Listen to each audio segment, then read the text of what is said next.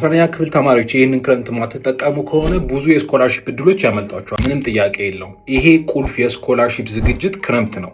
እዚህ ክረምት ላይ መስራት አለባቸው። አንደኛ ለኤስኤቲ ፈተና መዘጋጀት ይኖርባቸዋል። ኤስኤቲ ፈተና 12ኛ ክፍል ሳትገቡ ብትገላገሉት በጣም የሚጠቅማችሁ ፈተና ነው። ሁለተኛ ኤክስትራ ካሪኩላር አክቲቪቲዎች መሳተፍ ይኖርባቸዋል።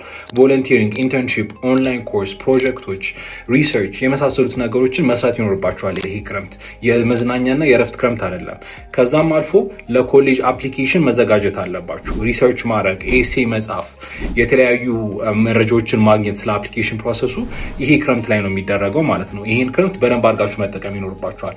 በዚህ ፕሮሰስ ደግሞ ሶስቱም ነገር ላይ እገዛ የምትፈልጉ ከሆነ ኤስኤቲ ፈተና ስልጠና ማግኘት የምትፈልጉ ከሆነ አፕሊኬሽን ፕሮሰሱን ስቴፕ ባይ ስቴፕ መማር የምትፈልጉ ከሆነ እና ምንም ኤክስትራ ካሪኩላር አክቲቪቲዎችም መሳተፍ እንዳለባችሁ ጋይድ እንድናደርጋችሁ የምትፈልጉ ከሆነ የሲፒ ስኮላርሺፕ ስኩል ምዝገባ ተከፍቷል። ለ10 ሳምንት ያክል የሚቆይ በአፕሊኬሽን ፕሮሰሱ ጋይድ የሚያደርጋችሁ የሲቲ ስልጠናን ጨምሮ አፕላይ ማድረግ ስቴፕ ባይ ስቴፕ ፕሮሰስ የሚያሳያችሁ ፕሮግራም ነው። ኤአይ ፕላትፎርማችን አብሮት ይካተታል። 3 ቶፕ ስኮረር ተማሪዎችን ስኮላርሺፕ አዋርድ እንሰጣቸዋለን። ፈተናቸው ላይ ቶፕ ስኮር ማምጣት የሚችሉ ተማሪዎች ለሲቲ ፈተና እንከፍልላቸዋለን።